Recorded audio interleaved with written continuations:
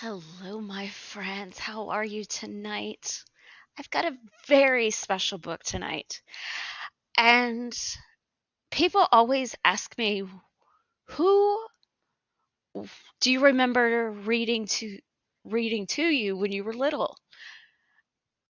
For me, it was my grandfather, my dad's father. So my grandfather, when I would spend time, especially when I would spend the night at my grandparents' house, my grandfather was the one who had to read us the nighttime story. It was just easier for my grandfather to read the bedtime story. And looking back now, I treasure those moments because I don't know about you, but when your mom and dad read to you, do they do voices of the characters?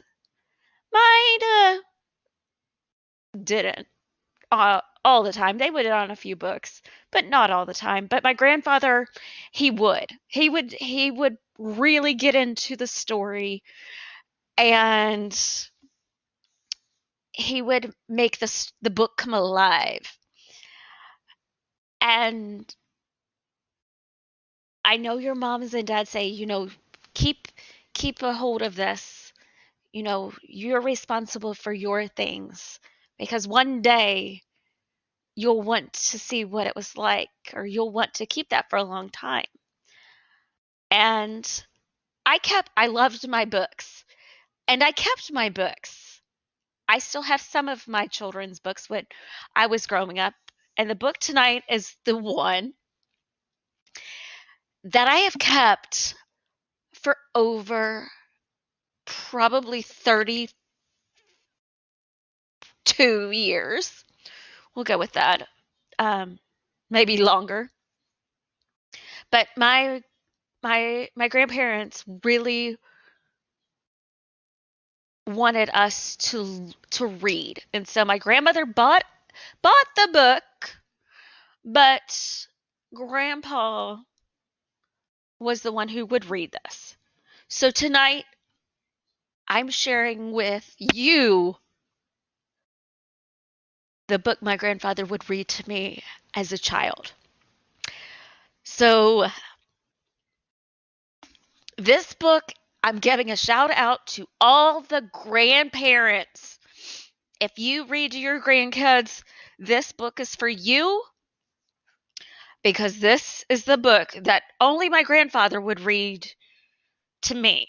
And it's called The Beast in the Bathtub, a story by Kathleen Stevens, illustrated by Ray Bowler.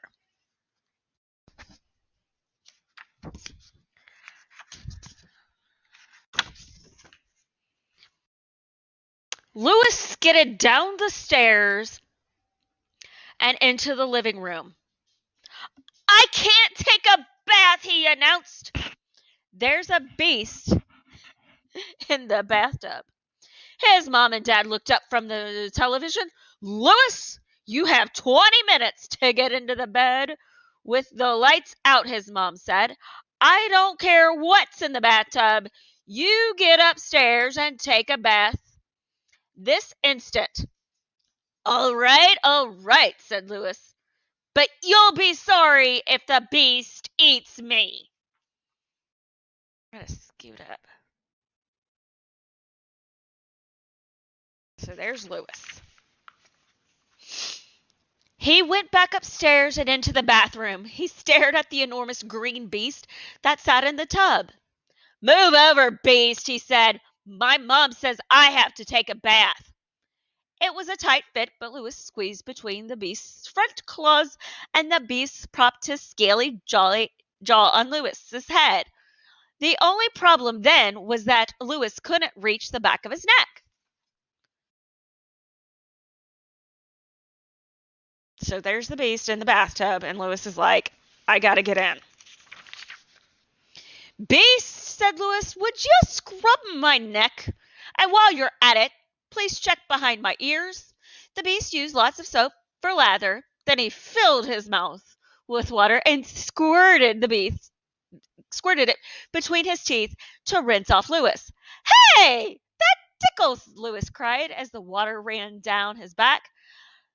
The beast kept squirting and Lewis began to wiggle.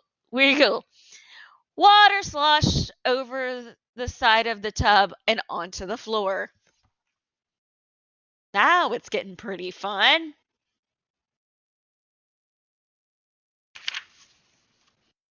Lewis jumped out, filled a glass with the cold water, and tossed it at the beast. Gotcha, he said.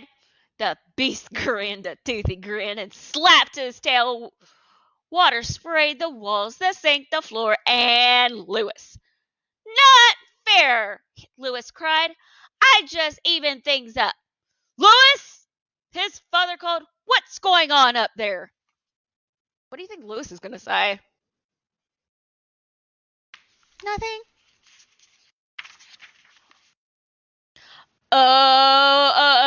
Lewis said to the beast. He stuck his head out the bathroom door.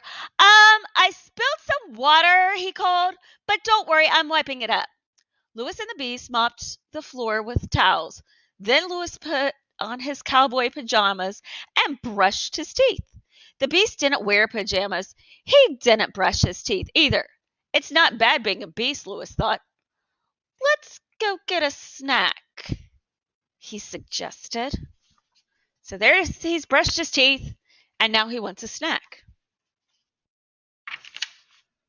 His mom and dad were still watching television. Lewis pretended he and the beast were cattle rustlers, trying to sneak past the sheriff and his deputy. They edged past the living room to the door, the kitchen, and Lewis made off with 2 apples. So here they come, back downstairs, past mom and dad.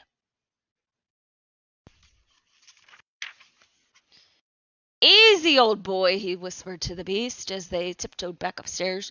The sheriff and the deputy didn't hear a thing. Lewis ate his apple and tossed the core into the waste paper basket. The beast ate his apple, core and all.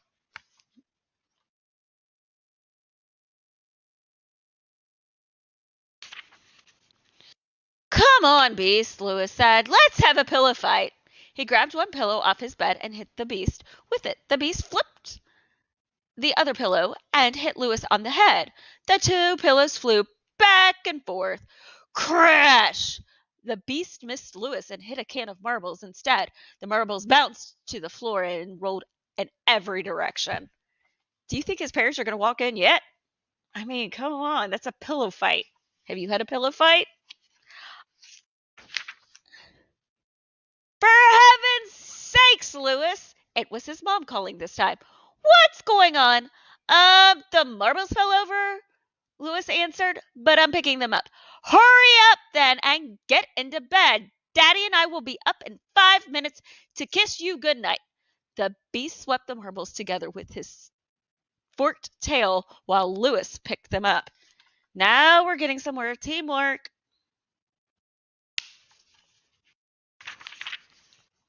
That's it, Lewis said. We've got them all. He put the can back on the shelf, then knelt down by the bed to say his prayers.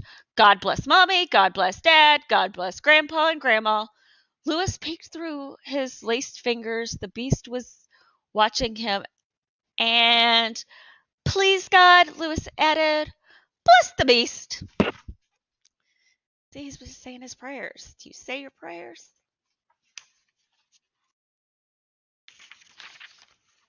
The beast rubbed his scaly jaw on Lewis's shoulder. Lewis offered to share his bed, but the beast had other plans. He crawled into the darkness under Lewis's bed. Lewis pulled the blankets up to his chin and waited. Uh-oh. Now he's under the bed. First he's in the bathtub, now he's under the bed. What do you think is going to happen? Soon he heard his parents on the stairs. How nice to find you ready, his mom said. She turned off the bedside lamp while his dad turned on the nightlight. Then they both kissed him goodnight. Said his mom. You smell all clean from your bath, Lewis. Yep. So, there isn't a beast in our bathtub after all? Asked his dad, rumpling Lewis's hair. Of course not, Lewis replied. Well, that's a relief. Good night, son. Sleep well, Lewis added his mother. Well, of course not. Do they know where the beast is? Nope, not yet.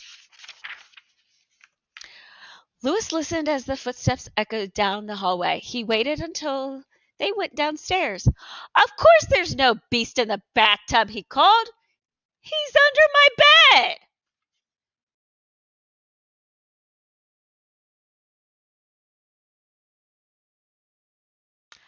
Well, my friends, I hope you enjoyed the book that I learned to love reading by. What's your favorite book? Do you have a grandma or grandpa that reads to you? Or an aunt or an uncle? If you do and you want me to read your special book, leave it in the have your parent or grandparent or an aunt and uncle leave it in the comment section and I will do my best to get it. I've shared mine. I want to share yours.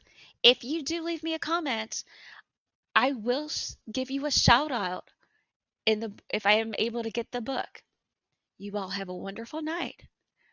And double check to see, is there a beast in your bathtub or is he under your bed? Good night, my friends.